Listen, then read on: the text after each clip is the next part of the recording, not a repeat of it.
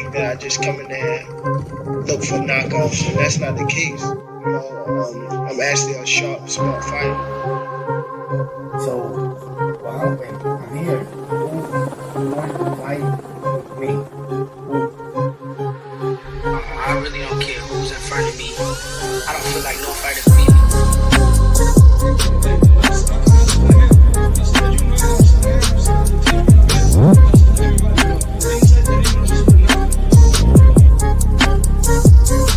Our goal is to demolish everybody, to be honest. Everybody that's in my way. The pinnacle to any weight division is to have all of the belts, all of the titles.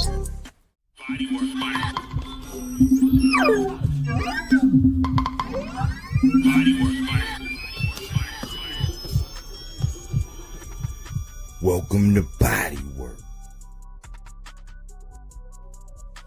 Welcome back. It's Michael Rogers. Welcome to Bodywork Boxing. It feels so good to be back. Man, it's Saturday. It's fight night. We really didn't do an episode catered to Thurman and Fundora. There's just been a lot of things going on this week. We did do a throwback with Jamal. And I've been looking at everything and I'm coming to a conclusion. There's a lot of people out here swinging at the air, cursing and shaking their heads. They like, gosh darn it, I thought we had them. Hold your horses. No, you didn't. Because it looked like PBC is back. Cookie Monster, Bodywork. Salute Cookie Monster. Mic check. 1 2 1 2. Sounding A++. Oh shucks.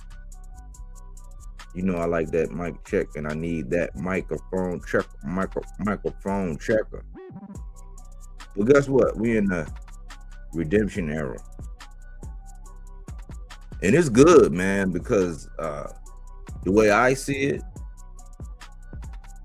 I was drawing these parallels for a while now, especially, because I don't pick promotional companies and do all that. I have fighters that I rock with, fighters that I don't. With every promotional company, it's some fighters that I actually like. Not Zuffa, even though I like Ja. I like Ryu Violence. Well, I guess some of the guys they acquired, but y'all know what I mean. I don't really be like, oh my gosh, that's Matchroom and that's PB. No, man. It's no, that's Top Rank, that's PBC, they all have, all the bosses, they all have their flaws, but they do have their positive qualities. Some of them like me, I like them predators. I like them one that can go get you. I like them one that's gonna take risks. I don't like safety first fighters, even though I understand the game. It's just not who I pretty much cater to. So I'm looking at all of these guys, and I'm looking at trends in the sport, and there's always a quieted hate. It's even now with the news about Tank and him being cleared or, getting ready to be cleared, he's almost all the way in the clear. And shout out to Ellie Setback, man. He stayed loyal to Tank. He didn't do what everybody else do. I'm talking about people who stayed completely loyal. I can give Ellie that one. He didn't say I ain't hear him say not one questionable thing, not one. He didn't run with nothing. He just listen, man, it's gonna be all right. You're gonna blah blah, and he just stayed firm. It's easy to turn coat in this industry, but what I always see is the underlying thing is that all of these guys, mainly these guys that's been over there in the PBC, they've actually made their way organically. And I noticed when I was, I noticed in I guess as PBC weren't doing as many shows, I guess you could say with the scarcity of what PBC has been doing, we've kind of been forced to watch these other guys like the Top Ranks, the Matrons, the Golden Boys, you know, the Pro Boxers. We've been kind of forced to it. Pro Boxers on fire, you know, as always. That's the shot in the arm that boxing needed that didn't know. That's really the IV that boxing needed. And it came along at a time, and the way Gary Jonas did it was just, man, it was just perfect. It's exactly what boxing needed. It was like, man, not all the flashy. It's gladiator school down there. It's like a mosh pit. You go down there if you want to. But Pro Box has been a highlight. And these guys who have been giving us fights have been making fights. There have been some guys that's been consistent in making fights. But what I always noticed, and what I had pointed out a couple times on lives was, let's just use Top Rank. I'm just gonna be frank and honest. When you look at Top Rank and you look at their fighters and like how they go about doing things, there's always some kind of gimmick, some kind of storyline, some like paint getting thrown on somebody getting sent a fruit basket, like, you know, racial whatever tones, colorism. Oh, look at light skin. Oh no, he said something about my mother. It's like always some childish, scripted type things, you know. And I was saying, listen, I'm accustomed to seeing how PBC do things. It used to get hot and heavy and spicy, you know, especially with like Jamel Charlo and Tony Harrison. That's one you can go back to. Pretty much Tony Harrison be talking his noise. Jamel, he be talking his noise. Mr. Keep Running Your Mouth. You know, Maul, he used to call his opponents victims, like, shut up, number 34.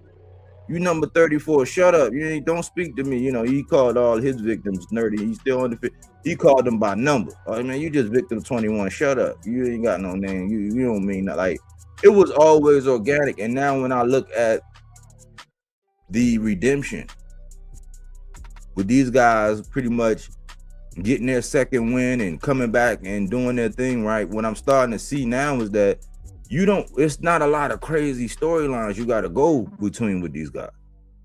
Just imagine if we were to ever get, let's just say Earl say never, and Keith has been taking his shots here lately in the press. You know, you being a hand for the cam and being one time, the charismatic man that he is, right? And he's taking his shots at Earl. Salute Miss Coleman, Bodywork. You know I'm hype. EJ back. I don't care about a fight date, but it feels good to see him looking great. Yeah. Salute. Appreciate that. Yeah, man. It is refreshing to see. And the people are responding, man. It's organic with Earl. Like, people actually care. Like, even the haters, they doing shows. They saying, like, people care. They just had to act like a while because you couldn't have no affiliation. Y'all know the underlying tone. You couldn't rock with old Al, you know, the guy who made so many black and brown fighters so rich. Black and brown. You think about Leo Santa Cruz and him naming his son after Al and the relationship he had and what he's done for these guys, man, over the careers, black and brown and many others.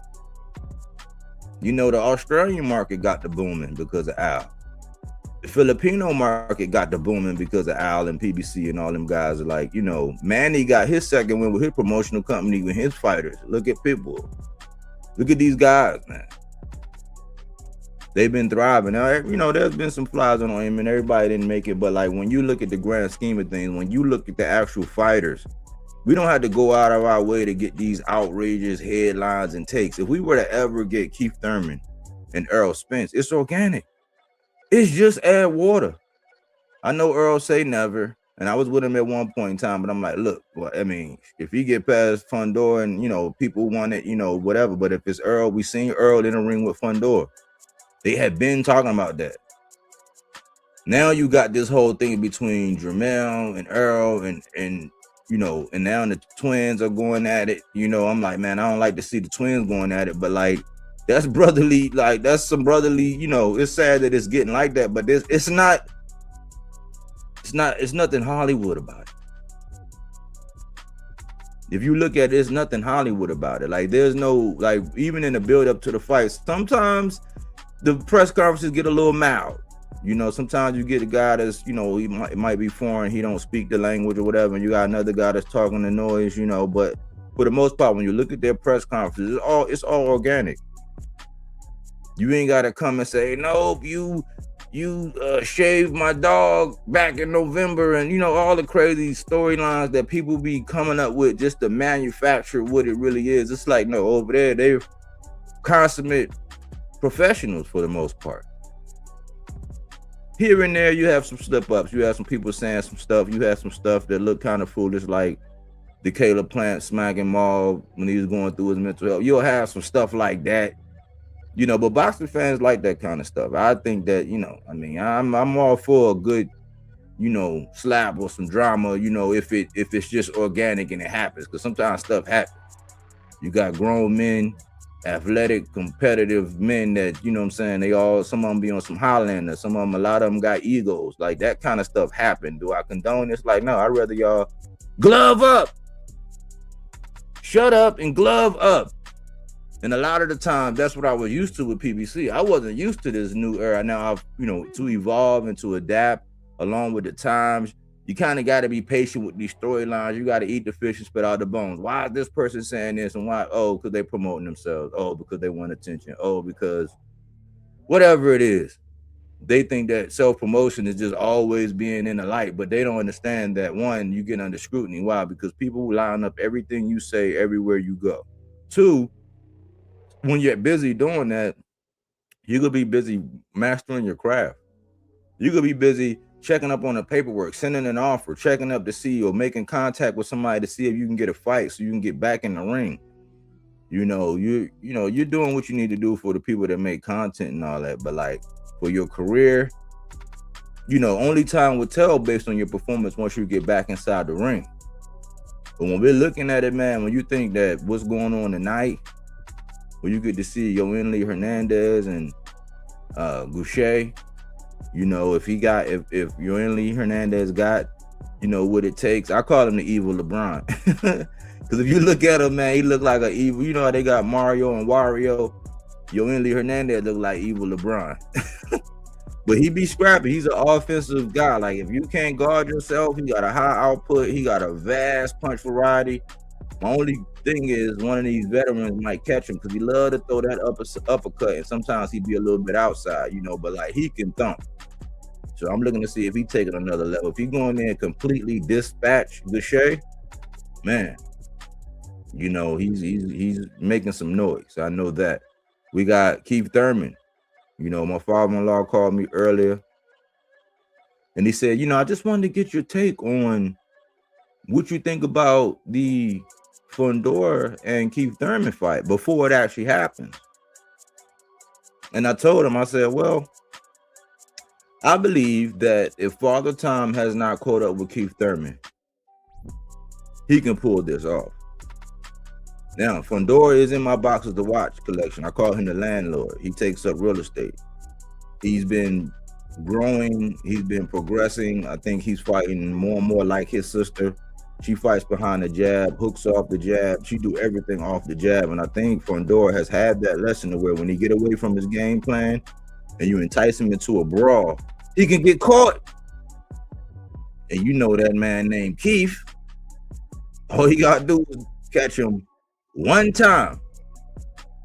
The speed, the quickness. It's just, I didn't tell my father-in-law this. I just have trust issues now because it's often we hear somebody saying, oh man, I'm just the best camp of my life. And, you know, I'm eating whatever, my boo-boo is clear. Like, you know, they be saying some outrageous, you know. And then they get in the ring. And then afterwards, it was my shoulder. It's you know, I got to my shoulder. It's all kind of things. Oh, you know, I had hit my pinky toe. I didn't think it was gonna be nothing, but like the morning I got up, I knew it because I went to go get some cereal and I hit my pinky toe, and I just knew it wasn't gonna be my day. But I wanted to get this paycheck. They say a lot of wild things, you know. So I got little, you know, I got a little PTSD from that, man. Like, I'm not gonna even lie to you. I be wanting to believe this guy when they say I'm great. It's the best camp ever. You know, I'm stronger. You know, I had like 19 sparring partners. you know, we did 300 rounds total. It's like, okay. And then they get in the ring and it's not okay. So, you know, that's where I'm at with it, man. But I told him, I said, if Father Time has not caught up with Keith, his lateral movement in his boxing, why? Because he has to box. You have to box this guy. If you get inside his wheelhouse, like, you know, where you're either right at the end of his punches and he hitting you with them uppercuts like he did Lubin, like 16, 17 uppercuts unencumbered, you know, before Coach Kevin Cunningham stepped in and was like, nah, man, this is over, man. Look at your face, man. And Lubin had rocked him, made him take a knee voluntarily. You know, Mendoza stopped him, caught him, and had Fundora sitting in the recliner like, what? I mean, I'm saying, though, he caught me. And the ref was like, 3, 4. He's like, hold on, but wait, like, dang, like, I'm trying to get up, but 9, 10, this one is over. You know what I'm saying? He just got caught. And his computer just was, you know, his computer was in loop back mode for a second, and he came through and he was all right because he's a warrior. You know, but Tim Tszyu not the best boxer in the world. He can box a little bit, but he's more like he's gonna provide his pressure. He got a offensive variety that he can throw, and if you let him get lathered up, get into his groove, you know, he hit hard enough to where if you let him hit you, tee off on you a couple times, he can get you up out of there. His momentum, he's a momentum guy, a rhythm guy when he get lathered up. He was in a war with him, and, you know, his corner didn't stop it early enough. When Tim Tszyu got that cut, Tim Tszyu probably would have won that fight had his corner stopped it early. You know, because they go by the judges' scorecards up until the 4th round. So he had it in the bag, but what happened is that fight went on. Fundora gathered his bearings, fought behind his jab, and then we know what happened the second time, but that was after the Bakram Murtazaliev devastation, when he kept reaching his hands in that cookie jar. So Fundora can be caught. I like Fundora because I like the energy and the spirit behind him. He's a throwback guy because he's just gonna fight. He's not, you could tell he's a real genuine guy. He's not gonna muster up no animosity and say nothing crazy. He's a practical guy. He's a sensible guy. You could tell he was raised right. He got sense. Like you could tell his sister's a champion.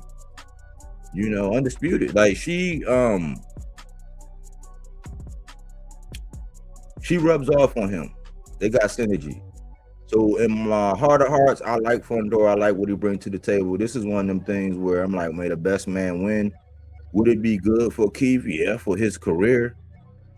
You know, because I don't want him to be relegated to be some kind of a journeyman or some litmus test for these, you know, even though Keith, again, if Father Time has not betrayed him and he is healthy and, you know, he didn't age overnight, he didn't look as cut and lean, but I know he is getting a little older, so I wasn't so caught up on that. He normally look a little more lean, more trim, but he's getting older, you know, and this fight got pushed back. So the fact that it got pushed back will have big implications because we saw that in the Stephen Fulton and Oshaki Foster fight, where that fight got pushed back, and guess what? Oshaki was locked in.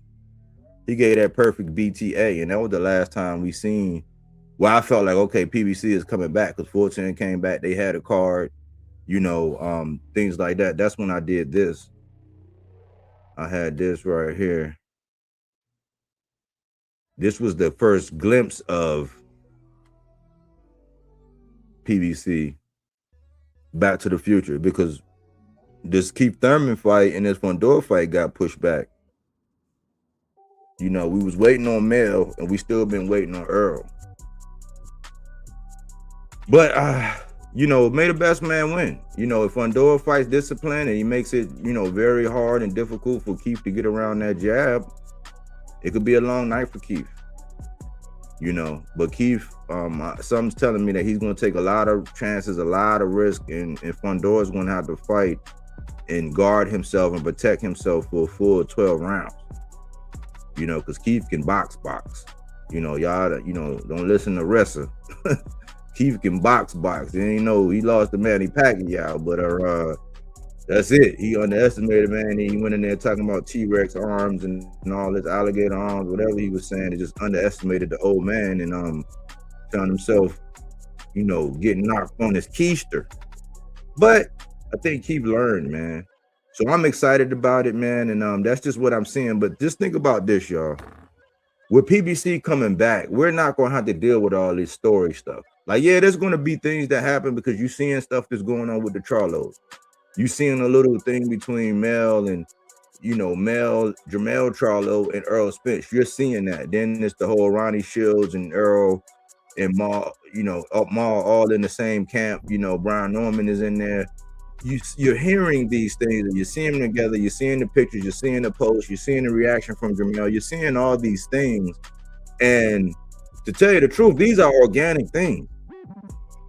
The Charlos, they had been going at it. I didn't like the highlight when they were going at it, but they've been having little riffs. That's just some brotherly, like that's, sometimes you're not going to do it. As long as it don't get too ugly to where, it's going to be some Cain and Abel type stuff, some Romulus and Remus type stuff.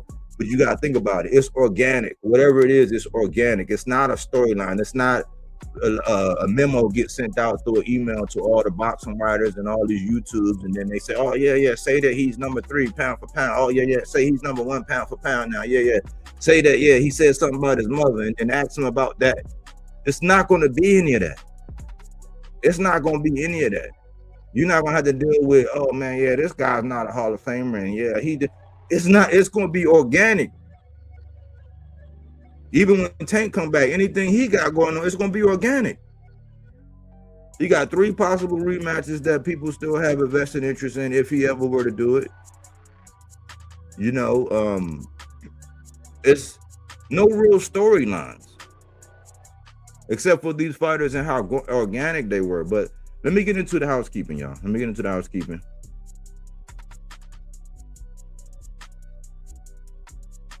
But that's just my little introductory to let y'all know the tone of this conversation. Number 1, nothing special about Polanco, says Tiger Johnson. Man, Tiger did an interview with Sean Zattel the other day, and I was going to review it. I don't want Sean to think I'm just taking and redoing. It's just, no, it's like I like when they in the vein and you interviewing the boxers. I like when it's left for everybody to interpret it because some people miss certain things or whatever. So I'm not going to keep doing that. But go to Sean Zattel's platform and look up this interview with Tiger Johnson so you can see what I'm talking about, because he spoke on a lot of things. Some things he couldn't really talk about, I think he handled very well, because people want to keep persisting. Like, did you lawyer up? Did you lawyer up? It's like, listen, whether I lawyered up or not, like, come on, man. I just want to fight. That's what Tiger did. His whole stance was like, listen, man, whatever happened, I just want to settle this in the ring. When he was talking about the Devin stuff, I guess there's going to be litigation or whatever. He said, I got people, you know what I'm saying? So it is what it is. They doing their work, you know what I'm saying? I just want to get back in the ring. We can settle this in the ring. So he took that stance. He said that he had been calling out Jack Carter. He'd been pretty much going down a list of the guys. And I had said this a while ago. It was in part of the housekeeping about Tiger, and how when it came down to calling the right names at the right time and then having the mindset, just like O'Shaquie. The only thing that I can say about Tiger is I don't like the fact when he said that him and Keyshawn would never fight. That's the only thing I said, because that means that the Friends and Family Network, this Friends and Family plan, has extended.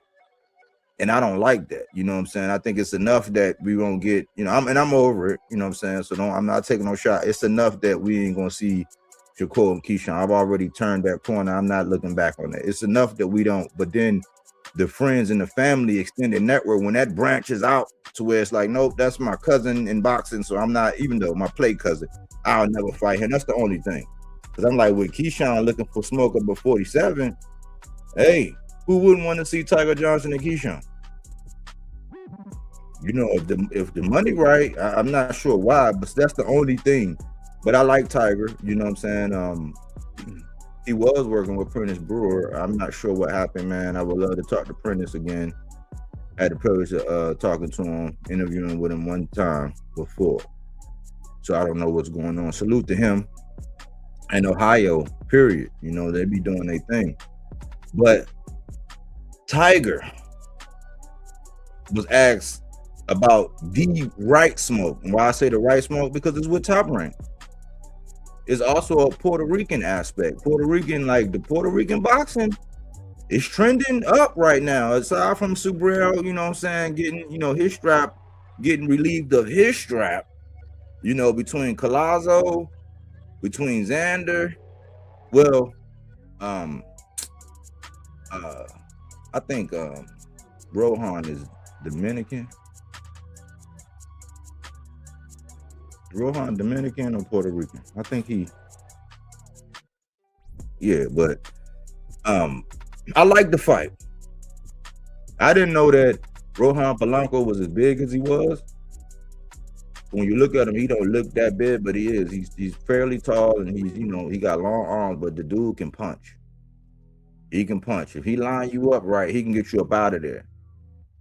And I like that fight. I think it makes sense.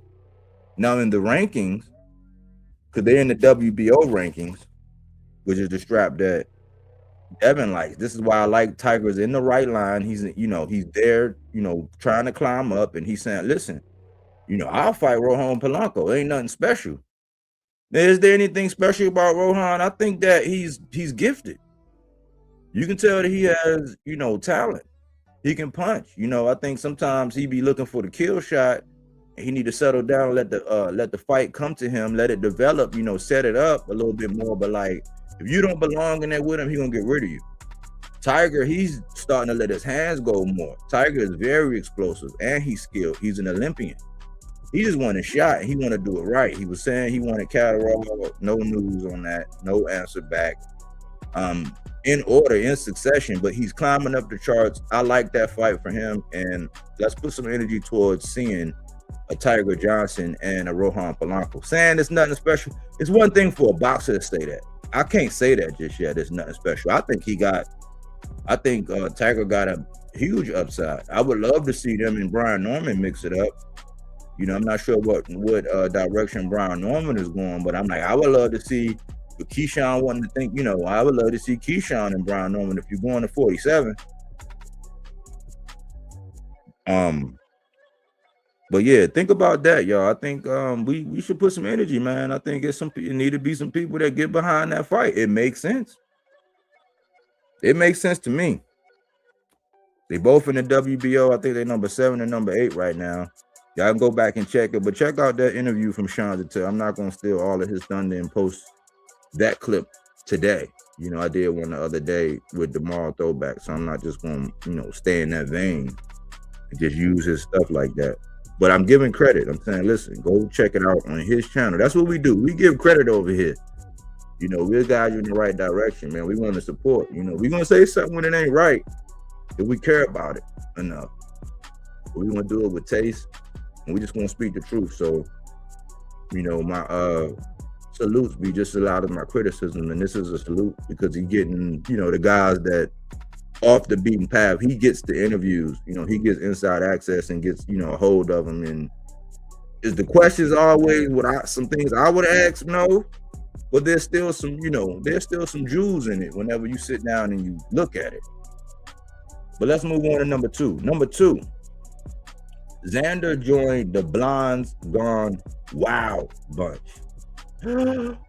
What do you mean, Mike? If you listen, I'm gonna tell you, right?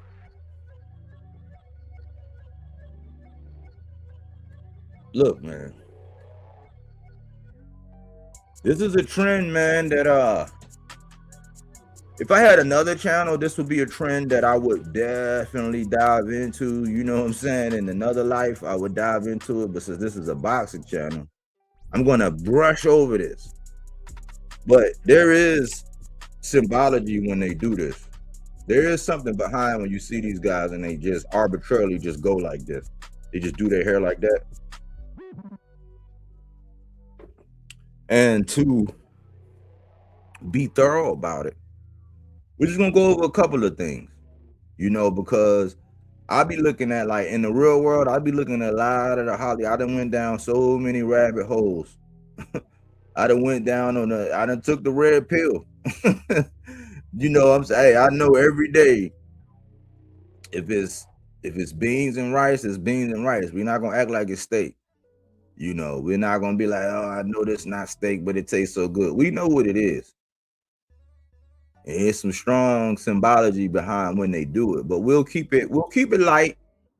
We'll keep it light, knowing that at different times, different guys are picked to do certain things to where they're giving and putting energy behind them. And there's a deeper meaning.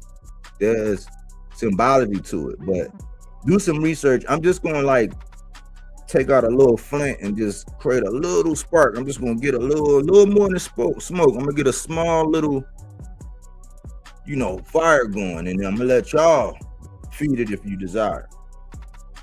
But when I looked it up, it said there isn't one single official meaning, but in Hollywood, men going bleach blonde has developed a very recognizable pattern of symbolism. When you step back and look at who does it and when, it usually falls into a few clear categories: reinvention or identity shift, y'all. And it has like Eminem and I think that's Zach Ebron, if that's how you pronounce his name. Bleach blonde is one of the fastest ways to visually say, I'm not the person you knew before. Wow. Eminem used it to create a rebellious anti-establishment persona early in his career. Zac Efron went blonde during phases where he was breaking away from the Disney image. Ooh, that nice guy that, you know how you gotta be for Disney. So when you're breaking away from that image, I guess it could be good, I guess, if you want to be more mature, but if you're breaking away from the good old, you like the good boy look, in Hollywood terms, it's a hard reset button for image. The second one is edginess / controlled chaos. Think about it. Bleach blonde signals something slightly unstable, unpredictable, or rebellious. Justin Bieber during his Purpose era. Jared Leto leaned into a chaotic, unhinged aesthetic. It's not clean-cut leading man. It's, I might do something wild. Blonde's gone wild. Character immersion. Actors often go blonde to detach from their real identity and fully become a role. Now, when you're on a chessboard, remember, it's the sport of boxing, then it's the business of boxing, but it all falls under what? Entertainment. Actors often go blonde to detach from their real identity and fully become a role. Brad Pitt as Tyler Durden in Fight Club. Anarchic masculinity. Ryan Gosling in The Place Beyond the Pines. Reckless outsider. Blonde hair becomes a costume for personality. Number 4, psychological signal. Subtle but real. Bleached hair can unconsciously signal ego expansion. Look at me. Detachment. Stepping outside your natural identity. Ooh. Experimentation. Testing a new version of self. Who was at the Super Bowl, y'all? At the Super Bowl halftime party. Partying it up. Who was there? Who was highlighted? Who was the piece on that chessboard at the Super Bowl? Hollywood thrives on attention, so anything visually disruptive equals strategic. Number 5, and this is the last one. Marketing and visibility. In a crowded industry, standing out matters. Blonde hair pops on camera. It trends easily on social media. It creates a moment, like now, people talk about. Sometimes it's not deep. It's just smart branding. A couple people will say, oh man, it's nothing. It's just branding. The truth, no sugarcoating.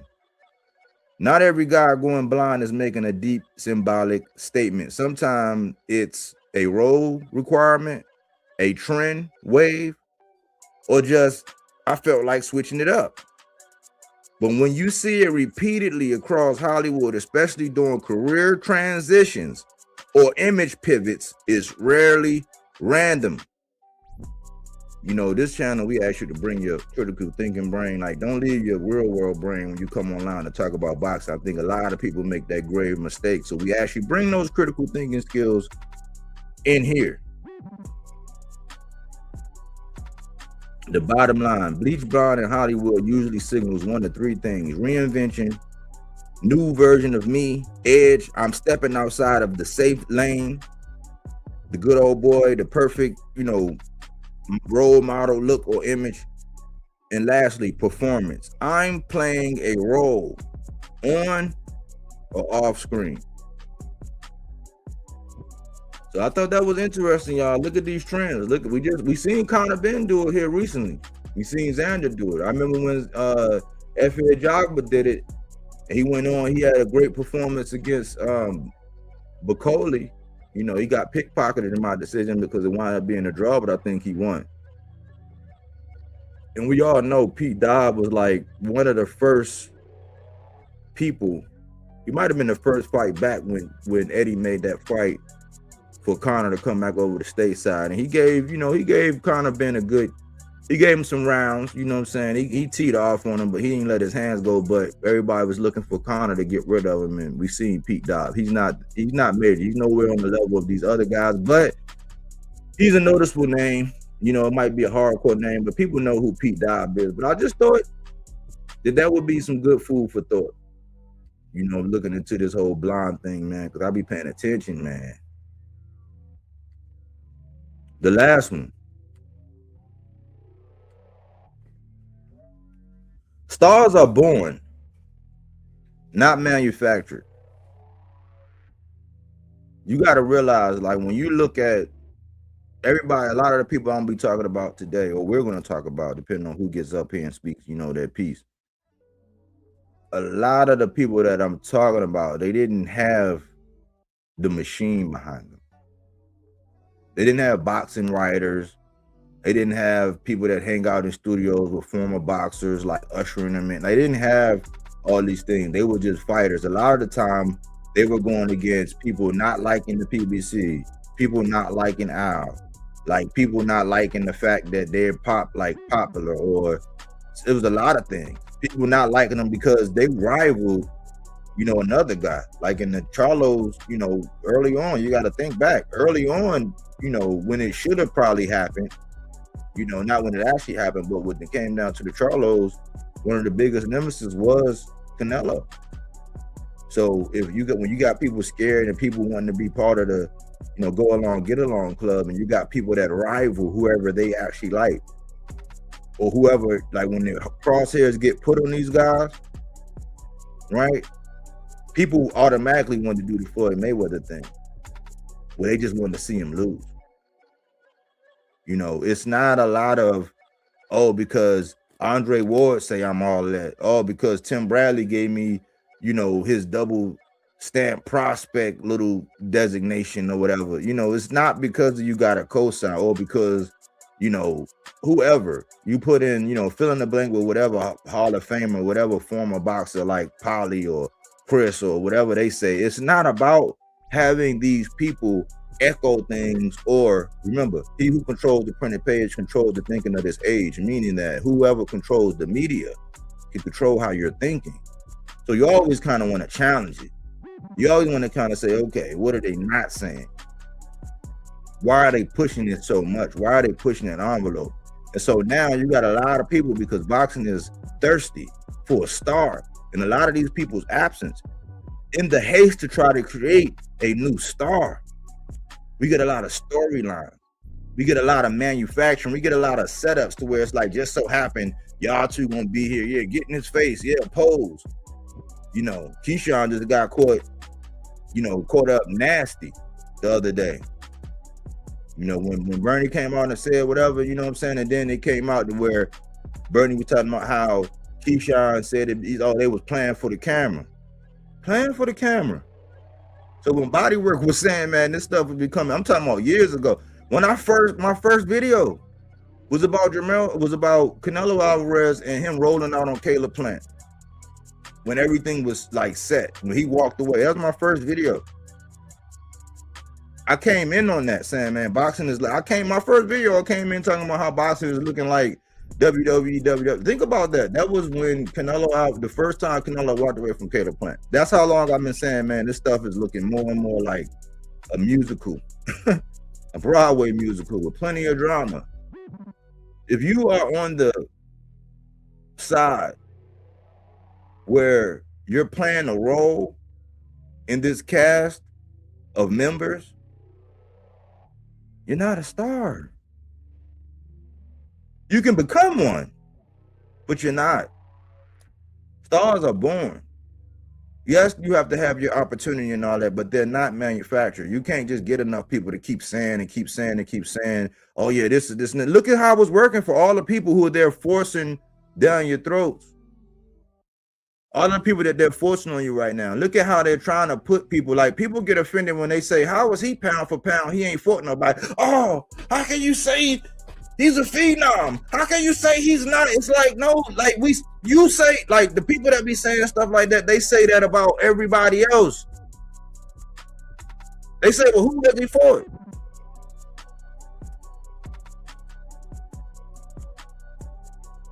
They say, who has he fought? But people tend to get so upset because they have these personal attachments with certain people. And I'm like, man, if it's just a fair criticism, like a who has he fought, nobody's saying that the guy don't have no talent. Nobody said that the skill set that he has don't jump off the pages. Nobody's saying that at times he looked like a video game. Well, just that one simple question, say, well, who did he fight? What other great?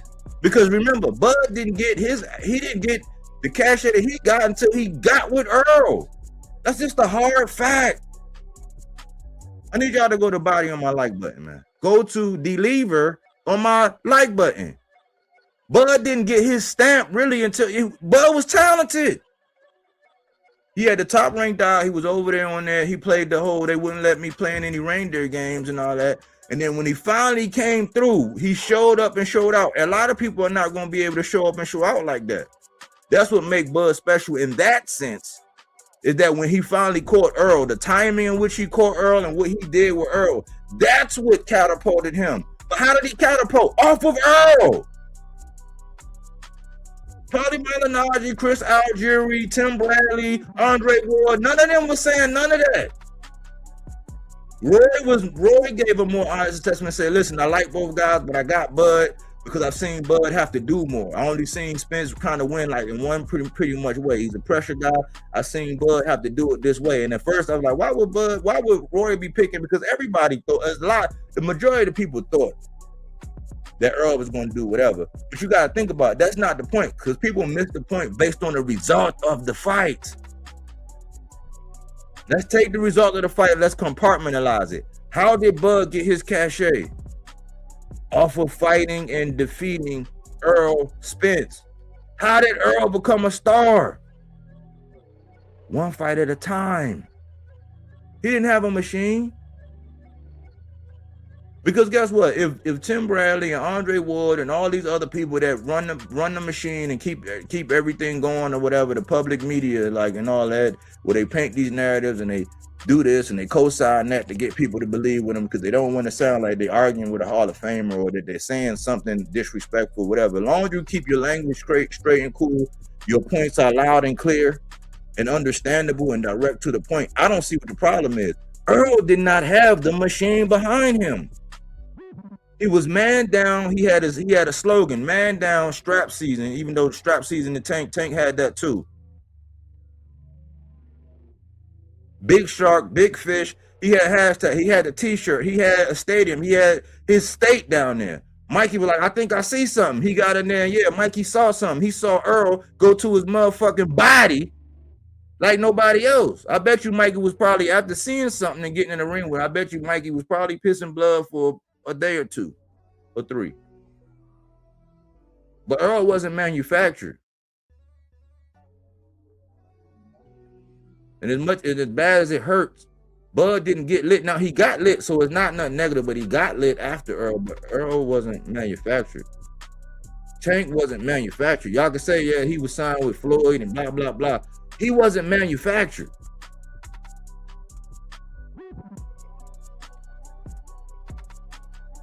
I tell y'all there's one thing about, I tell y'all all the time, there's one thing about Tank.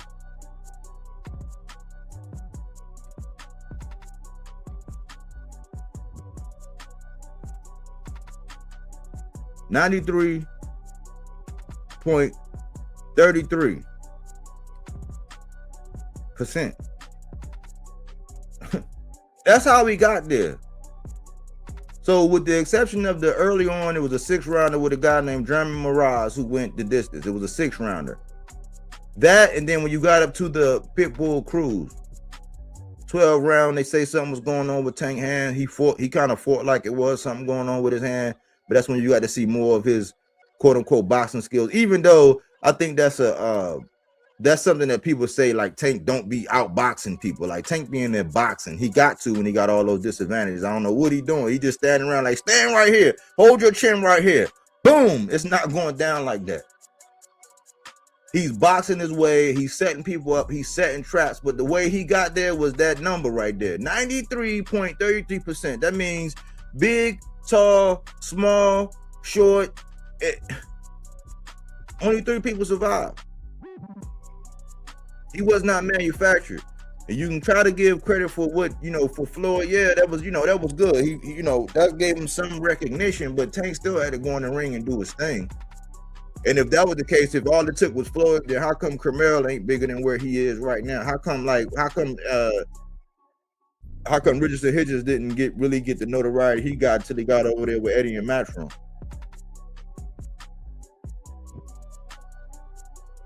How come a lot of the fighters that was over there didn't really make it? What happened with Jaleel Hackett? What did he do? He went over to Matchroom. We can go on and on if you think that it was just TMT and with Floyd. The Floyd and signed plenty of fighters. It wasn't that. It goes back to that 93.33%. He wasn't manufactured. He was born. He had to make the opportunity and keep working at his craft, and then it was going to align from it. Like when it's destined for you and you're doing what you need to do, you're going to be a star. Like everybody is different levels. Like right now, I believe Abdullah has everything that it makes to become a star. Has he reached that full potential? No, because some of the charisma, he got to live life, he got to mature, he got to blossom and bloom. But for a hard hat, lunch pail type guy who just want to go in the ring and do his thing, you're not going to see that. They were saying the same thing about Tank. They always talk about how he talk and all that. It's like, man, y'all act like people don't have accents. He from Baltimore. Y'all act like that, but they act like he so slow and he talks so whatever. It's like, cut that bullshit out. People know and can understand it. It's a virtual signaling thing that be able to make fun how he is or how you think he's slow. There's nothing slow about Tank at all. You got a little accent, but you recall your accent because earlier on, these guys, when they get in front of the mic, especially early in their career, these guys be trying to booby trap them with questions. So they always got to be on high alert, just like in boxing. They got to have their guard up. They got to be quick on their toes. And if somebody blurting out something, you thinking they're getting ready to go somewhere, and you don't want to be standing there like, when you're young, sometimes it takes people time to actually kind of get used to that. And Abdullah Macy, he talks very clear. He's not, I wouldn't even consider him soft-spoken. He's just not a loud, boisterous kind of person. He'll get excited. You'll see his act, but he's a serious guy. And I think as his personality blooms and he matures and he goes through these different things, and you'll see him, he's going to reach his full potential. He has everything he needs to become a star. He's not being manufactured. Bam Rodriguez, he wasn't manufactured. He got in the ring and did his thing. So the real ones, they're not manufactured. They get Fabio Warrior, look at where he's at. He's slowly taking over the heavyweight division. He wasn't manufactured. And I had to give a shout out because they be thinking we don't got love for our people from across the pond, man. Salute to our people across the pond. If you tuning in right now, shout out to y'all, man. Y'all count too. Everybody that's over there might not be our cup of tea, but y'all got stars. Y'all got blooming and burgeoning stars out there. But it's not manufactured. It's not all of this because I said, because Andre Ward said, because Tim Bradley said, because Mike Cap said, because Dan Raphael wrote in the newspaper. That's manufacturing. What are they doing in the side of the ring? What opponents are they choosing? Are they doing this to somebody who somebody already did it? Because I can tell you that Abdullah Mason did it to somebody who just went the full fight with Broly. Came out there in the next fight and fought Abdullah Mason, and Abdullah Mason stopped him.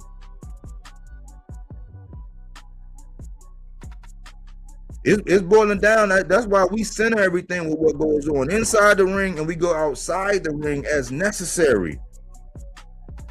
But that's what the focal point need to be. Look at what your guy's doing inside the ring.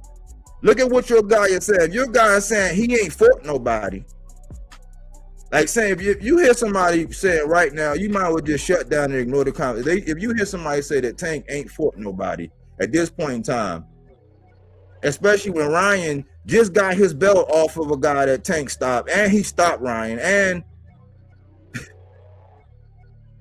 come on now. But he ain't fought nobody.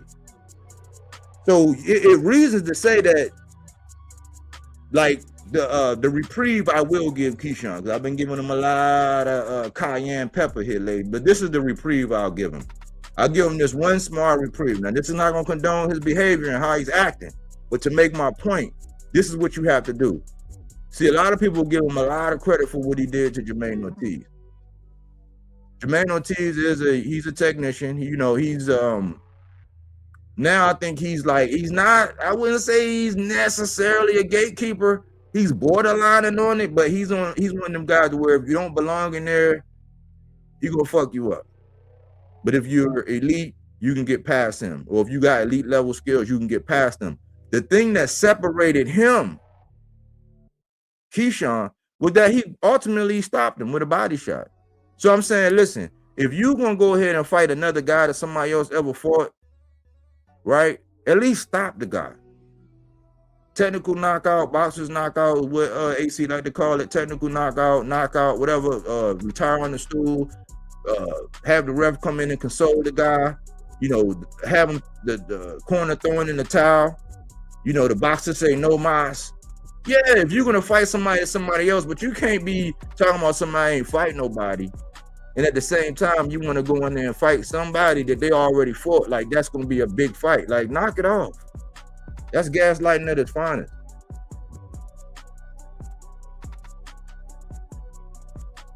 So this is the pulse, y'all. This is episode official. It's been more than 8 episodes of this, but this is official episode 8 when I started keeping track of it. And it's a lot of things going on, y'all. So I wanted to open up with the housekeeping. I want to do the initial dialogue, about how I'm feeling about boxers and what's going on with boxing. And the real is back. The real is back. It's storylines. There are organic. If everybody up here on this screen, right, when we talk about them, there are organic storylines behind them where there's no manufacturing. There is no nothing like that with these guys. Nothing manufactured. If we just look at their moves and look at the history and look at some of the sequence of events and the timing of their fights and, whether it be inactivity or them sharing the ring or not sharing the ring or, having the same coach and having a falling out, like all of that. There's organic things that really happen, that really matter, that'll really get your blood pressure high looking at it. Nobody don't got to write a script on this one.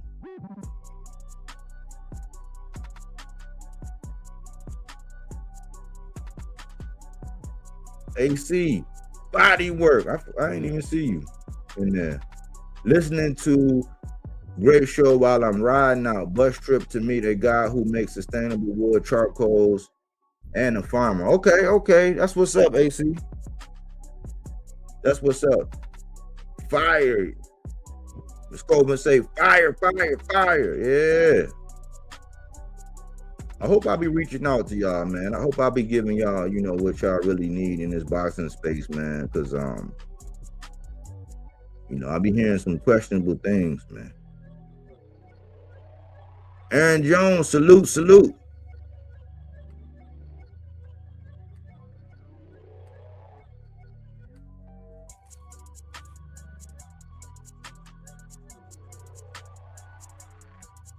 But I got the linky link out there, man. If somebody want to get up here and speak their mind, man, and chime in on this, man. I do want to know. I want everybody to be able to put on wax who they got between Fundora and Keith Thurman.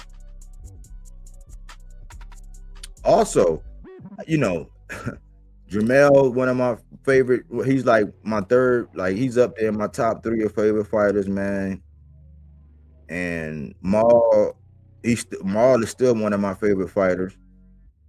You know, it saddens me to see that they're going through what they're going through. But I'm like, at the end of the day, man, when you know families, you know brothers and stuff like that, this too shall pass. You know, I don't like it because of how the media do it. See, the media do it. And there's a couple people out here, they'll do this. Like whenever it comes down to anything PBC, the first thing they gonna do is get out there and all over the fight. It's a dude who, and he's talented. He got skills. I ain't gonna lie. He got skills. He's funny. He's a funny guy. You know what I'm saying? He's a funny hee ha ha kind of guy. You know, busts a lot of jokes, do a lot of old school stuff. A lot, you know, he go over his routine. It'd be funny. You know what I'm saying? I really like when they talk about the Schofields. That's probably when I tune in for the most part. Every now and again, I might tune in for some like Bill and Devin stuff because, you know, sometimes Bill go in there. But every time, anything that has anything to do with somebody from the PBC is negative. Like there has not been not one time where I've seen it. There's not been one time. Right? And I was saying, man, it's odd how when the Virgil and Boots fight, when it started stagnating, right, and it wasn't going nowhere, it was kind of stuck in limbo, and Jermell Charlo was up here calling out names and things like that, he made fun of him. A lot of people came out there and made fun of him. Oh, he's begging it. I'm like, now this is the former undisputed champ at 54.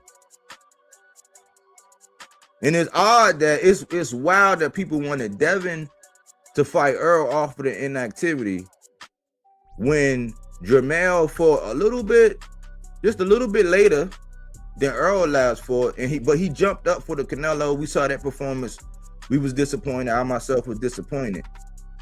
But they would actually have you think that Jermell was damaged goods. Like something actually happened where he's really just damaged good. I'm like, if anything, if you had the question because of the performance and what we saw with Earl, right?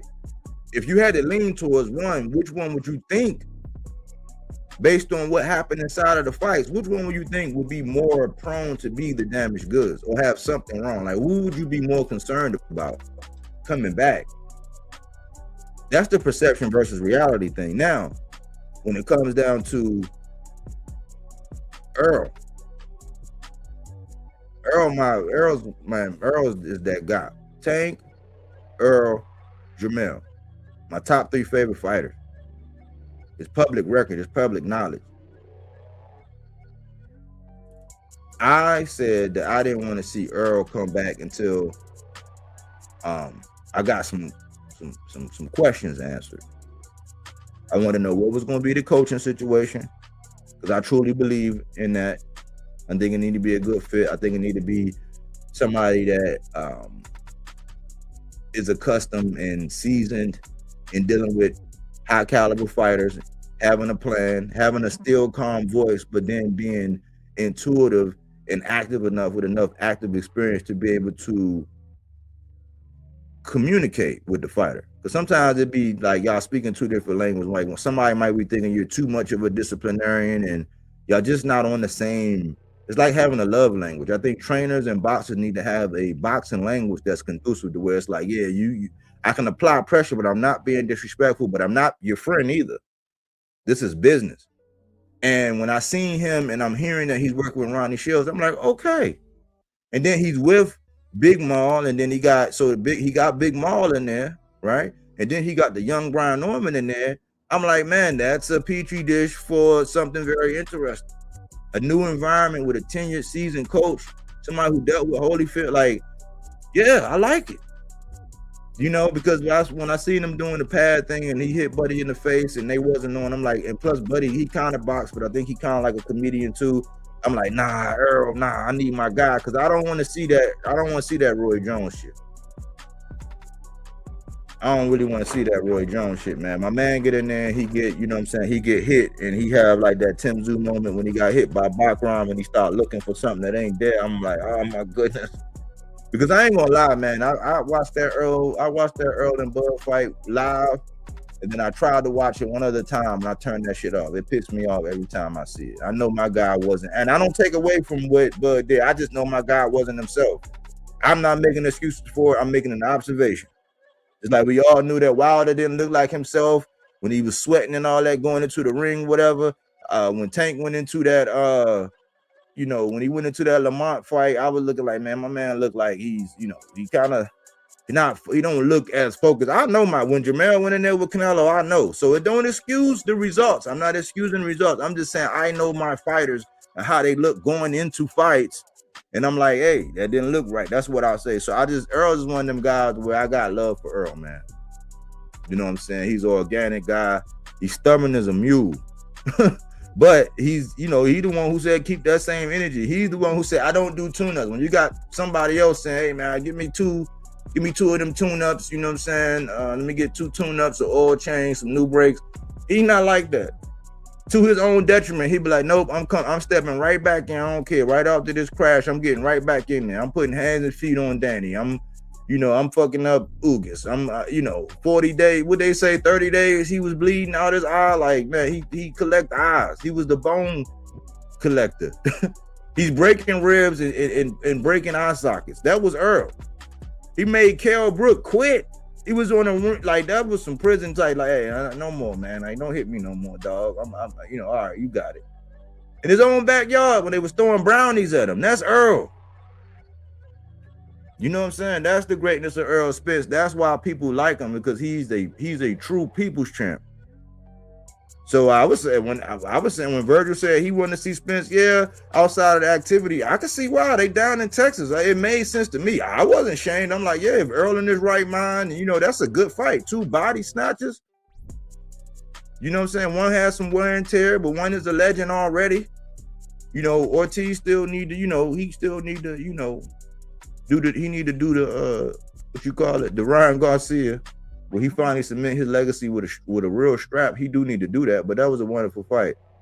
Do you think Jermell really mad at EJ or just mad because he been around Maul?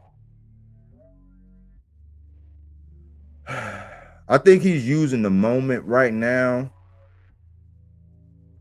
to try to to get, I ain't gonna say to get attention, but I think it's more of a, I think he was kind of offended when Maul said that that Mel can't be Boots right now. And I'm not sure what happened with the whole Derrick James thing, but I think it's more so that he's kind of mad at Maul for saying that about Boots, which I don't know why Maul said that. And that's something that whereas maybe he said that to be like, to give Boots and his team at the time a little bit more courage to make the fight.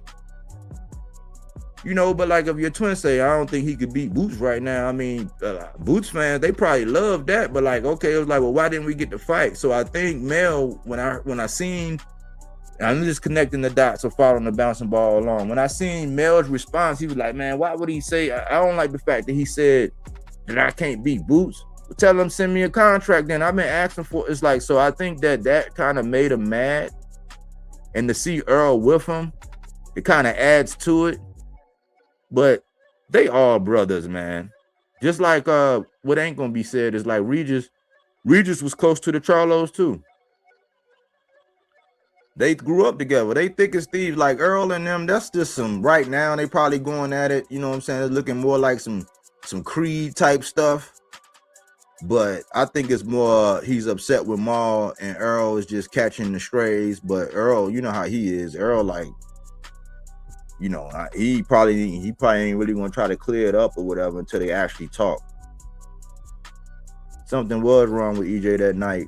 We will never know, and I think everyone knows that by now. Only Bud buddies believe what they saw, but I don't. Yeah, I mean, we know. I just said, I made a new rule that night. I said, man, as much as I hate it, it's like I can't knock the guy who won, because you're going to get, it was nothing that people was going to be able to do to stop Earl from getting in the ring. And that's a testament to Earl, because remember, when that Manny Pacquiao situation happened, he was going to go in there with a torn retina. That man went to 3 different doctors. He was going to go in there, and the man, they said, well, you was going to go in there with your torn retina. He was like, so what? I got another one. Like the man said, I got 2 eyes, not one. He was going to get in there with Manny Pacquiao with 1 eye. So when it came around to this Bud fight, especially with Bud, remember when Bud was playing, he was prairie dogging it. Earl to get in the accident, hey, tell Earl to get his drawers out his butt. And then Earl get right, he's like, oh no, that fight is past me. I don't need it for my legacy. And then Earl get in the accident, hey, I don't know why he won't fight me, so it was a time. And then when they was at the tape, like when they was in negotiations and he walked away,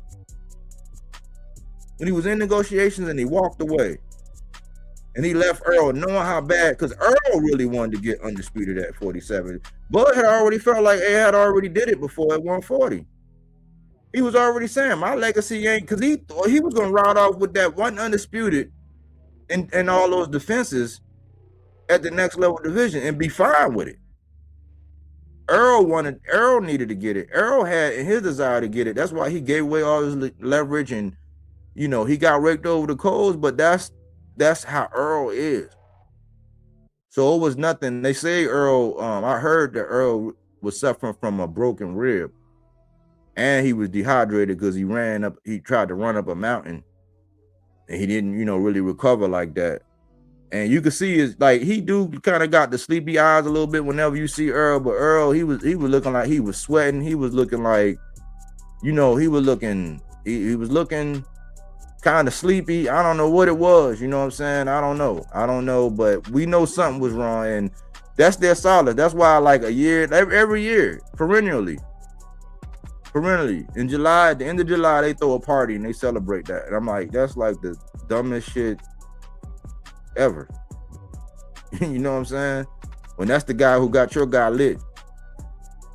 So we all know. The real ones know.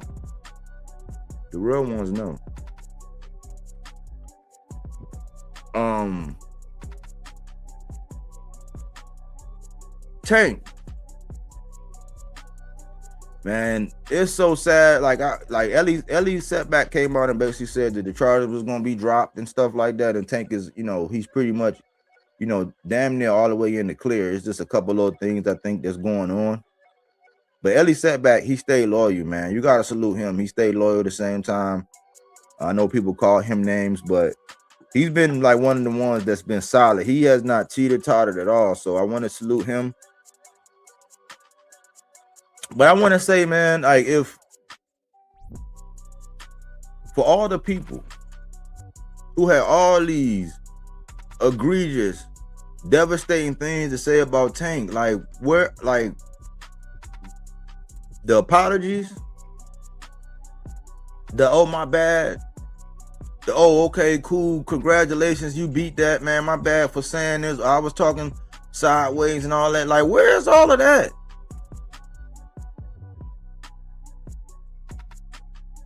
Where is all of that, man? Where is all of the people like because man, I would love to have Paulie Malignaggi, Tim Bradley, Andre Ward, all of these guys who have all of these egregious things to say.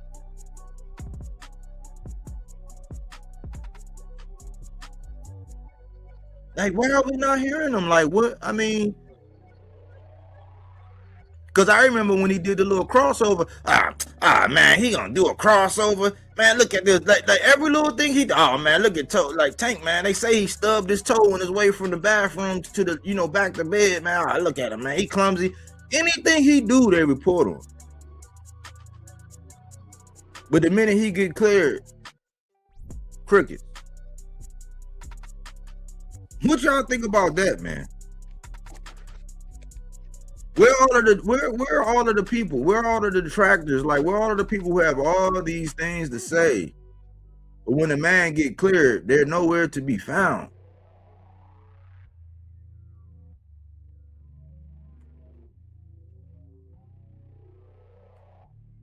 I want to know, where y'all at?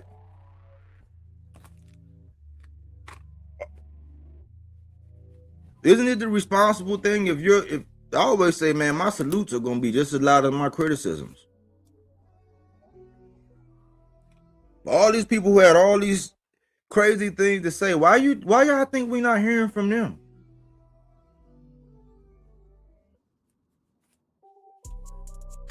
What happened? YouTube probably won't let you upload a video that got anything positive right now. Like anything in like YouTube, the algorithm probably ain't gonna reach nowhere. Like if you put something out to kind of clear this up, man. But if y'all seen Bodywork, man, Bodywork ain't said nothing. The 300 could tell you. What did Bodywork say? Did Bodywork come out and say anything crazy about the young man? Did Bodywork ever use his name in vain just to get likes, clicks, and views? Did Bodywork ever jump to any conclusions?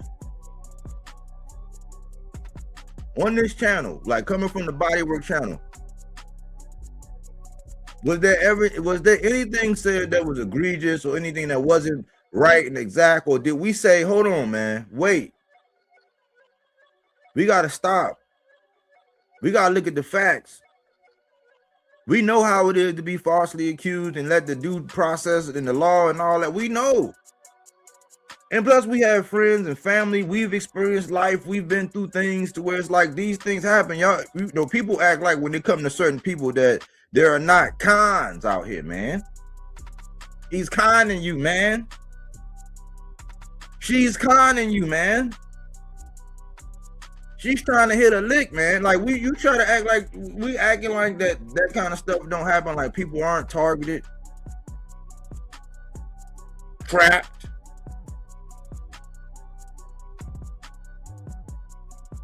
blackmailed, extorted.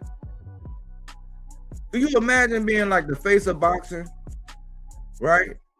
And you on restriction. Well, you only supposed to be doing certain things and doing certain times and doing this, whatever. But you know what I'm saying? You got to love life. You know what I'm saying? You're not in training camp. You gotta love life. You know, you wanna spend, you know, what is it? What they call it? The love language. You want to spend quality time. And then the other love language is what? Physical touch. So let's just say you got a monitor on your leg, right? And you got something going on. You might got a young tender that you're dealing with. And you want to, exercise your true love languages. You're not in camp, you're not training, you ain't got nothing going on, you're just waiting, waiting to see what's going on, negotiate, blah, blah, blah. So you want to spend some quality time and get in your physical touch. And they know that. And let's just say, hypothetically, I'm not saying this is what happened. Let's just say hypothetically, they know that something you're doing is borderline on, something going on with your restriction. Let's just say, I'm just giving an example. This is not what happened. I'm just giving an example. But they know that. How easily could you be extorted?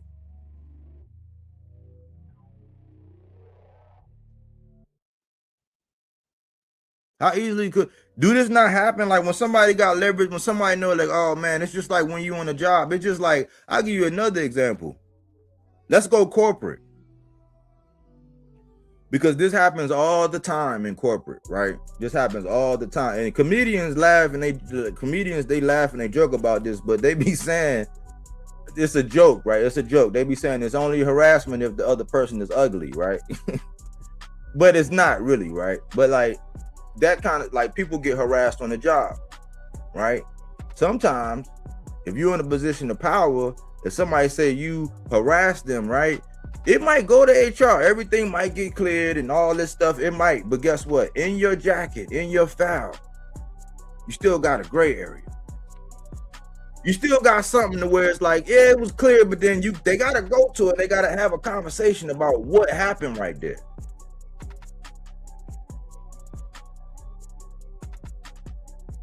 Think about even when it come down to like at jobs where people are like in management, you got management, and then you got the worker bees, or you got tiered management. So you might be on this rung in management, and then somebody up here is on this rung in management, and there should never ever be no way for the person on this rung to be dealing with somebody on this rung, but somehow they have an entanglement. How many times have people got extorted? Like, yeah, you the executive producer, and I'm just the team lead. You already know that. You use your authority. It's like, I use my authority.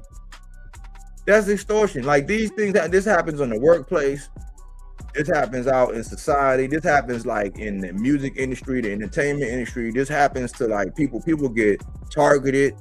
People get scams ran on them. People get just like, think about just not like, even when people are away, like, that's how a lot of times these boxers or these, entertainers, they be away for a second and their houses get broken into. How does that happen? You don't think that that's coordinated by anybody that they know? That they might be getting squeezed? Information, like, cause you a target all the way around. You a target when they send the realtors to you. You a target when they send you to that jeweler. You a target when they send you to, whatever hookups they got. Even sometimes in the legal system, when they send you to their guy, remember it's their guy. So these kind of things run out very intricately. Sometimes there are a lot of things that happen where, people can get extorted. People can lie.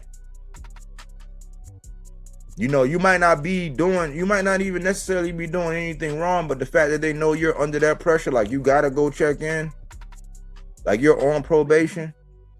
Yeah, that's leverage. But I just find it odd that people's apologies or retractions or whatever you want to call it are not as loud as the criticism that they had over here. I think we were one of the people who led by example, where we said, nah, it don't look good right now, but we just got to let it play out. We got to look at the legal thing. We got to take all the facts. Like, we should do everything in life. We just wait until we get everything in, and then we make our honest assessment and we come out with what we found to be true. A lot of people didn't wait for that. They cast aspersions. They gave Tank that scarlet letter. People still refer to him as, a woman beater to this day. Based on what? And it's wild because we seen old Dana, old Zuffa, the guy that runs Zuffa. We seen him with what he did with his mate.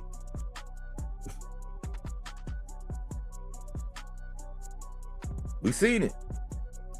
So people are hypocrites because they'll condone and aye Captain Serve to all things Zuffa, but we seen that man and what he did with his wife.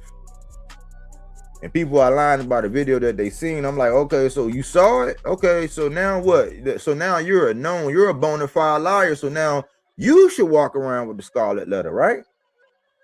Because you said you saw a tape. And Tank Davis was a POS, you said. And the first thing, this is why I said getting in bed with Jake in the beginning was very bad, because the first press conference, that's the first thing he said about Tank. This is before those allegations, remember that. This guy's a POS. He puts his hand on women, blah, blah, blah. And Jake got something going on. And his background that I don't think been clear. You see the perception versus the reality? And depending on who it comes from, I guess if you got the bigger, I guess as far as money-wise, or the bigger influence in the industry, because they gave Jake a lot of pull in that industry, but they would let him go ham, I guess, because he was representing one of the biggest paydays for whoever on the biggest stage events. He was putting on boxers, women's boxers more specifically, Puerto Rico, all those wonderful things he was doing, not to take away from those things, but that gave him a lot more leeway to be able to cast aspersions and divert attention when he lived in a glass house himself. Dana lived in a glass house. Nobody comes out and speaks on those things. But remember, silence is consent. Remember, silence is consent, meaning that all it takes for evil to prevail is for men and women to remain silent. So we speak to these things. We reserve judgment. We spoke on what we knew, and as it came out and how I was looking, it's like, yeah, okay, so it's looking good because ain't nothing. He ain't gone. He ain't locked up. We got to let all this information. Then we heard it was going to be a documentary, and then we heard, you know, and there was all these breaking news and sources and insiders. And remember, I told y'all about them insiders. Can't trust them insiders. I said, beware, because remember, this right here, this show was a triple entendre. Beware about the insiders. The insiders like fighters that can actually fight on the inside, but also those people that be like, oh, according to my inside sources, like, okay, so you got somebody that's willing to compromise themselves to get you information that nobody else can know, so you can say it. And the benefit for them giving you this information is for what? They a rat, you a rat, what is it? We didn't go by these people that had these inside sources and all this blah, blah, blah. We just waited and waited and waited and waited and waited. And that way we don't have to backtrack nothing. I think this might be a learning lesson for a lot of people, because this may not be the last time. Hopefully it is the last time. Hopefully, you know, Tank learns to I guess re-insulate himself, you know, from these kind of things. I mean, when they target, sometimes when people target, I mean, it's kind of like nothing you can do. Like, you can do something, but like, you just gotta increase the insulation. You gotta increase the barriers. You gotta have your, you know, you just gotta you gotta work it out to where your defenses and everything all around circumspectly, like, you know, maybe even decrease your circle a little bit more. You know, you might got to do that. And it might not be the last time, but the next time, if anything coming up, are we going to jump to conclusions?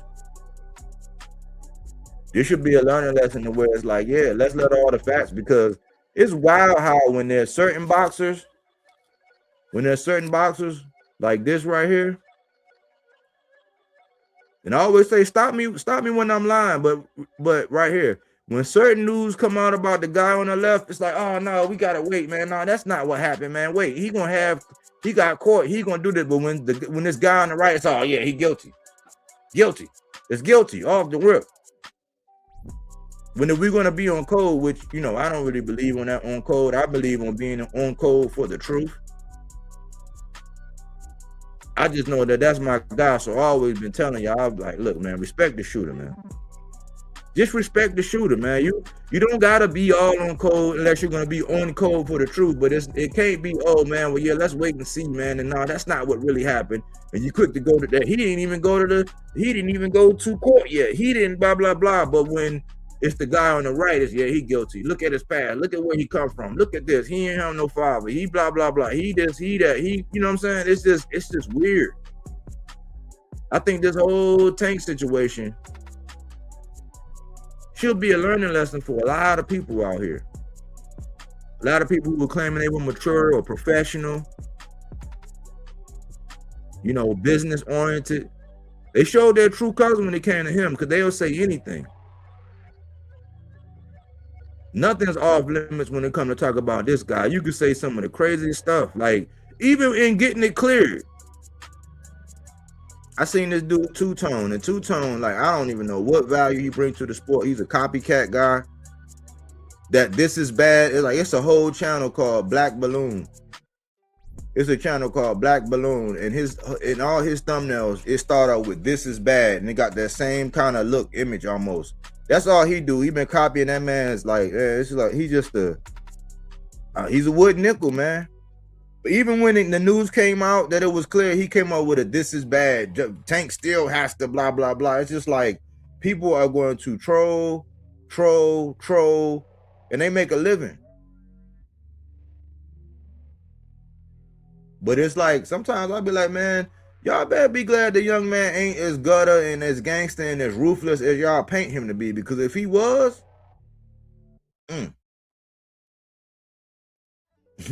he probably could have some Arizona tea spilt all over the place. You know what I'm saying? Probably could. But I just think it's sad that people won't even give the man a fair shake, knowing that but they make a living off of talking about him.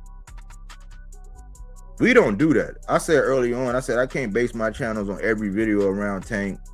Like I told y'all, my first video that I came out with, when I finally said I'm gonna start doing content on myself, even though Tank was my favorite fighter, Tank and Spence brought me back to boxing. But even though he's my favorite fighter, my first video wasn't about Tank. It was about the shenanigans that Canelo Alvarez did when he walked away from that Caleb Plant fight the first time. Because they said Caleb Plant wanted 10 mil, but it was the bargaining. That was when I said, man, boxing is getting kind of weird. So the inception of this channel was rooted in speaking out about things that are not right, that's going on. Like saying was, it's not necessarily the most popular thing, but like trying to be, not being mighty or holier or mightier than thou or whatever they want to say, not being like that, but just being right. You know what I'm saying? Knowing that, okay, if we're wrong, we'll come out and say we're wrong. Like if we make a prediction and say, oh, I was wrong, I eat crow, we'll come out and do that. We're not going to shy away from it. But we're going to draw a line in the sand and say, I got this guy. Like I'm picking Keith Thurman. Like I'm picking Keith Thurman to win this fight. I'm going to draw a line and say, I got Keith. Now even though I like Fundora, he's one of my boxes and my boxes to watch as the landlord. I'm picking Keith Thurman. We're going to draw a line in the sand. And if I'm wrong, tomorrow, I'm going to come out and eat crow. But a lot of the things we let it go through the news cycle. We let facts come out. We're not going to be the first or breaking news or according to my inside sources and all this other creepy stuff that people be doing to say these things. We don't do all of that. We wait. We digest the information. Matter of fact, we'll rather be the ones to talk about it last. Why? Because we done given it more time. We done saw multiple sources. We done checked, and rechecked. So by the time we speak on it, we can be thorough about it. And we'll have more of the bigger picture. We might not have everything in there, but we'll have more of the bigger picture to be able to come out and speak the way we need to about it. And I think we did Tank, man. We did Tank. I'm proud of this channel because we did Tank right. Even though everybody who gets up here, they're not like the biggest Tank fans in the world. Like everybody up here don't rock with him the way I do. A lot of people do, but everybody don't. And we still allowed them to be able to speak their mind about some of the things surrounding Tank, but it was not egregious. It was just their opinion because we don't mute nobody. We're not going to mute nobody over here. We're going to let you get that off. We're going to let you speak. You know what I'm saying? Sometimes you could bring up an argument and we could say, good point. That's what we do. Let me see. Hill and Honey. Salute Bodywork. Salute Hill and Honey. I appreciate you. So I figure, man, it's a lot of boxing going on. It's already what, 4:50? Okay. 4:15. I figure I'll come out here because I didn't do justice for the Keith Thurman thing. I got Keith Thurman. I'm gonna go with Keith Thurman. Man, but if Fundora, if he boxes behind his jab and fights the way his sister fights, Keith might be in trouble. Because it's like you got to be able to get on the inside. But Keith does have excellent lateral movement. I think once he figures out, and then Keith got this system where he knows how to count rounds and win rounds, and like he knows the technical side. But in being technical and trying, trying to be real technical, Fundora could be putting in work. But if Fundora don't, if he resists his urge to brawl with Keith, He fight behind his jab and he be opportunistic and he make Keith, you know, have to figure out another way, and he keep putting that, you know, putting that stick out and make Keith come through the side door and, you know, time him off of that, you know, and move a little bit more himself. Do that half a step back himself. Keith definitely got his work cut out for him. But I like seeing him with all those little plastic axes. I think those was little, I think those was his children. I think maybe. Or somebody in his family. They had those little axes and he got the timber on there. I'm like, hey, I'll pull for Keith this one time. Even though if Fundora win, I'm not going to be like, oh my gosh, because I like them both. You know, I just think that, I think Keith, the IQ, but he's up against it because that's a tower in Inferno. He's the landlord. He takes up real estate. You know, and he will evict you if you don't belong in there. So Keith better come current, you know what I'm saying, with that rent, because the rent is due and the landlord is coming. That's my prediction. I wanted to put something down on wax. If Yoenli Hernandez, Yo-Yo, aka Evil LeBron, like Mario and Wario, if he is who people like, it's according to the eye test now, if he is who we think he is based on the eye test, he should be able to put in some pain on Gaucher. But Gaucher, with these young guys, he do have an ability to be able to expose, you know, some of these young guys.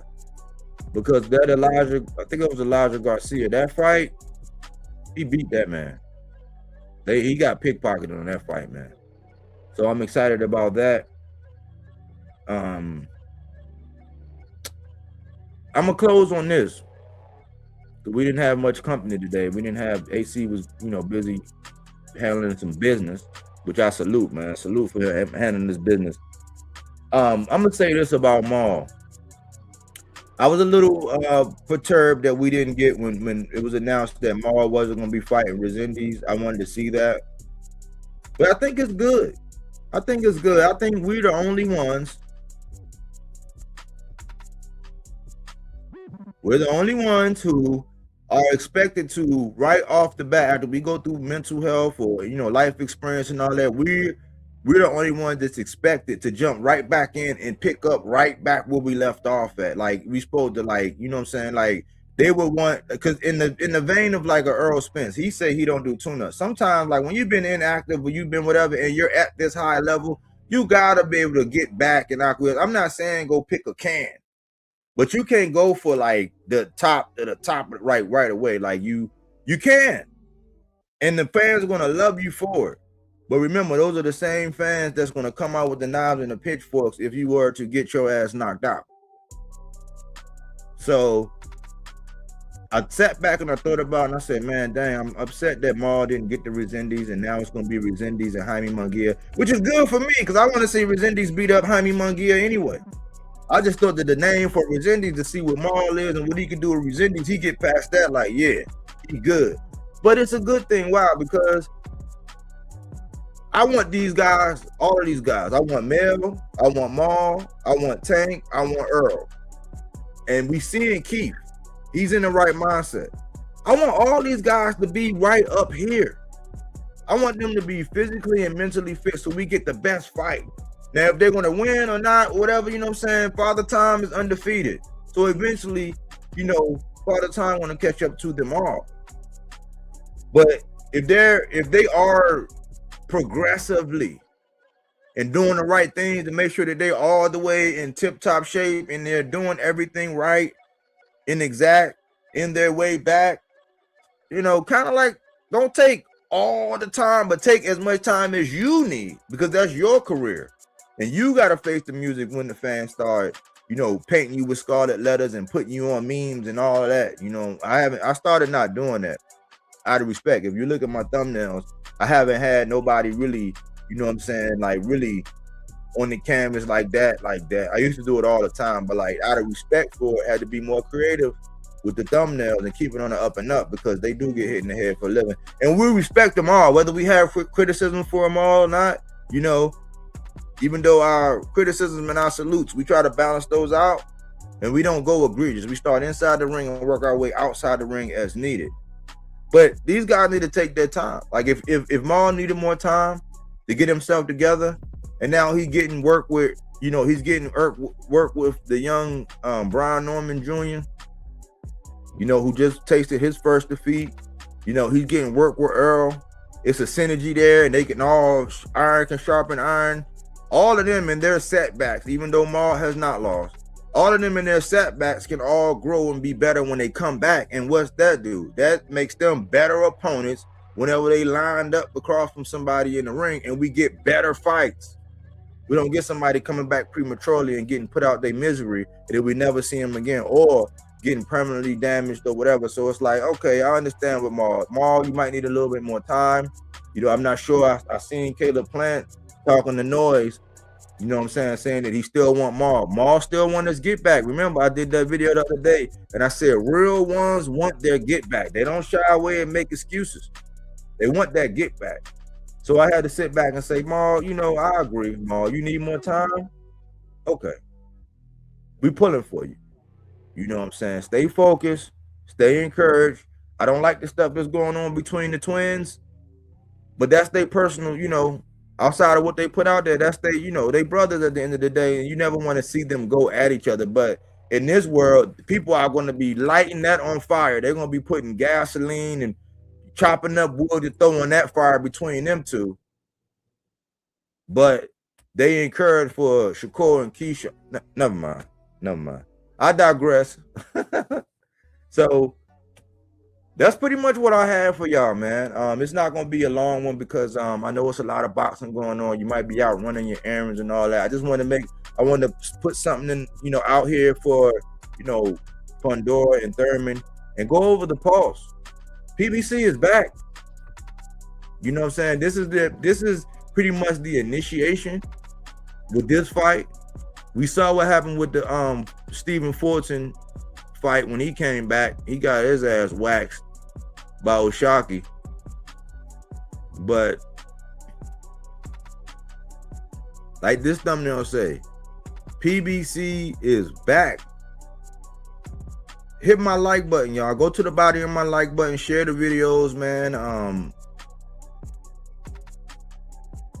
If you catch this on the playback, talk to me. Holler at me. I'll talk back.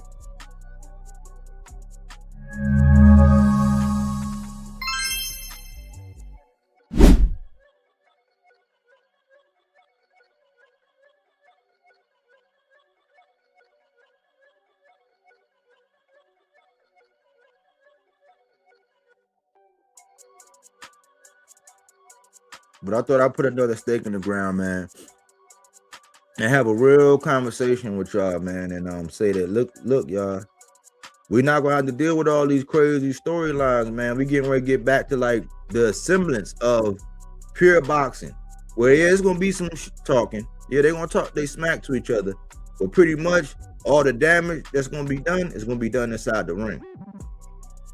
Like the videos. Leave comments. I interact. If you don't know, then I'll let you know, man. I pretty much engage with everybody who comment, man. I will comment back. It might not be like 5 minutes right after you do it. Sometimes people comment and I look at it and I say, okay, how I want to respond to that? What let me think? Okay, I don't want to write a novel. I'm a writer. I don't want to write a novel, but I do want to address their point and get my point across too. So I always respond. And this is a good open platform where you can come over and get your whatever you got in your mind, you can get it off. I always make the link available for people who might not care for me or my content. They never show up and click the link. I promise you the mute button is broke. I had YouTube remove it. The only time I'll remove somebody from a stage is if you're gonna say or do something that's gonna get us banned. But we're not gonna get caught with our pants down. We got safety mechanisms and all that for that. So I wanted to put out another stake in the ground, man, and say, hey, look, this is just the tip of the iceberg when it comes down to PBC.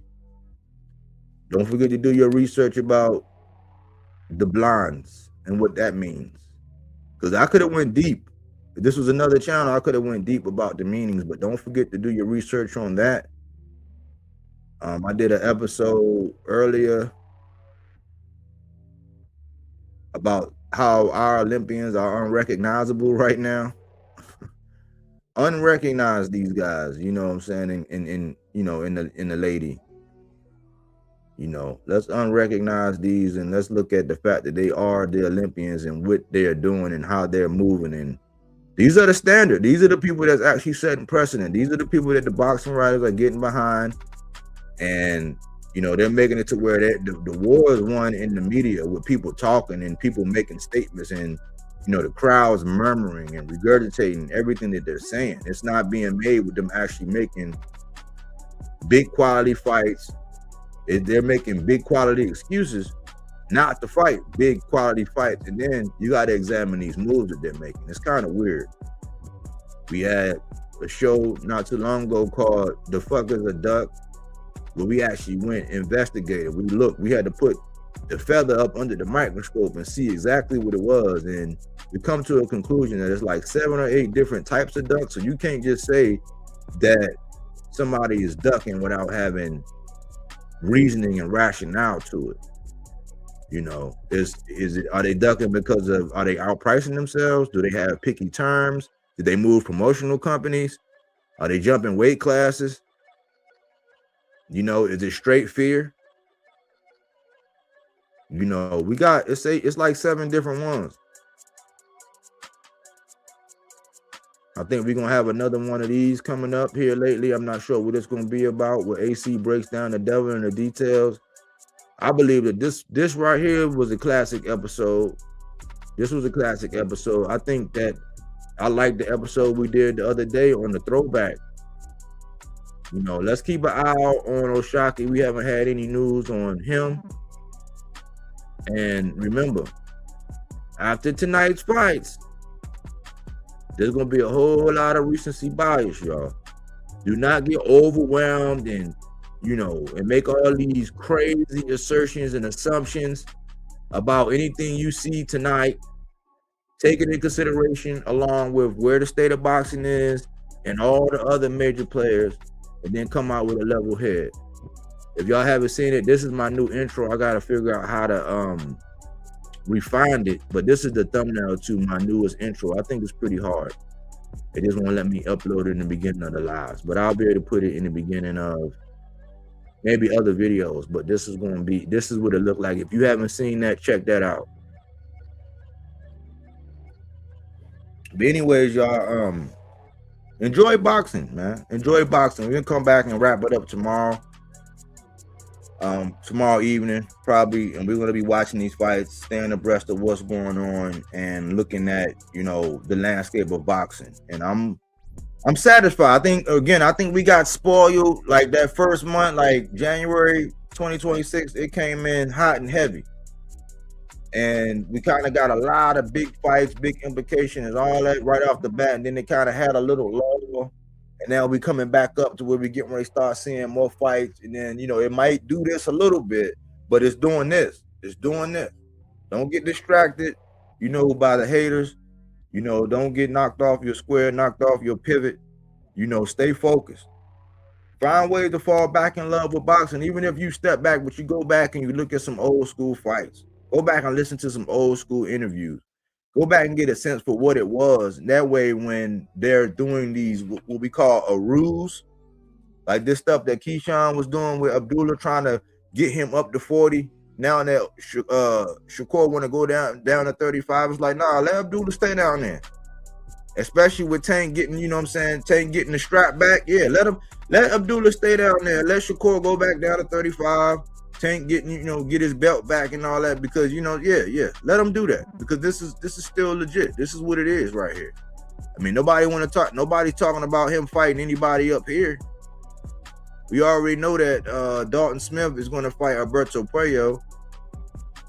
Richardson Hitchens, they was never going to fight anyway. So Richardson Hitchens, he gonna do that Lindolfo Delgado thing, and, you know, I don't agree with that.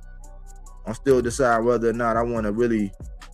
I got to do an episode on Richardson Hitchens soon, you know, just to recap everything. I've been waiting for some more information to come out, because I don't just make content.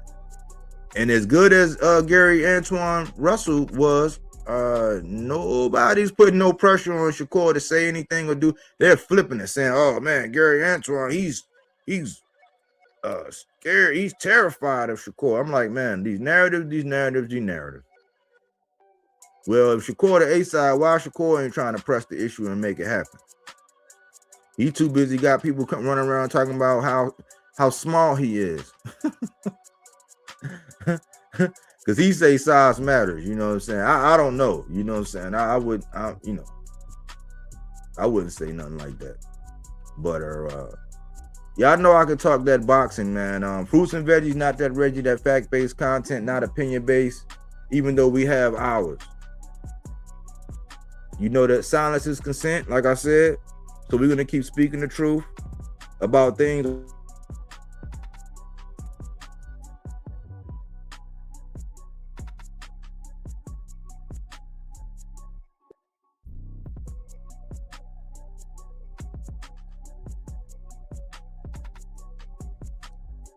IBF. D Calico, salute. IBF normally the weakest link. Yeah. Maybe. It's looking like that, huh? Acquiesce. Yeah. But yeah, you caught me on the tail end, man. I'm wrapping up, man. But yeah, I'm gonna let y'all enjoy y'all evening, man. Thanks for everybody who came out and showed your boy, you know what I'm saying, some positive energy and contributed to the channel. I'll be back. We'll be back tomorrow. You know what I'm saying? We're gonna have another fire episode, man. Enjoy your night of boxing. You know, have fun. Hopefully y'all win some winnings. You know, if y'all do hit it big, man, don't forget about the little people on your way up.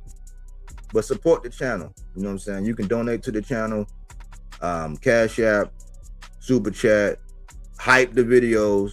You know, just spread the word that we could. Our motto is this: look, go to where everybody know your name and they always glad you came and they always give you praise. Listen to them, you know, and then when you get done, come over here and hear what we got to say. You know what I'm saying? Hear our take, hear our spit. You know, sometimes we in a line with some things, sometimes we're totally off, and we're really giving you defined print on these things in a way to look at something. Because we use our critical thinking skills, and we actually base everything we do on facts. If we're wrong, we'll come on and correct it, but like, it's factual information. It's not, we don't base it on our opinion and then run. We like, no, these facts is this, okay, so this is what we're drawing. Like the parallel I drew just now about Keyshawn trying to lure Abdullah up to 40 just because Shakur is going back down to 35. It makes no sense. As he talks about going up to 47, but you don't ever hear Keyshawn saying nothing about Gary Antoine Russell. You don't hear Keyshawn saying nothing about Brian Norman Jr., Tiger Johnson, even though they said they wouldn't fight, but you don't hit Rohan Polanco. Y'all notice that? I do. Anyways, y'all know I can talk that boxing all evening long. Thanks for choosing Bodywork Boxing. But we don't take things for face value. We do that body work. He didn't want to box. He wanted to actually prove that he could punch with you. He was like, what the fuck is this nigga, right? Oh, okay, you want to go to sleep. You tired. Welcome to Bodywork.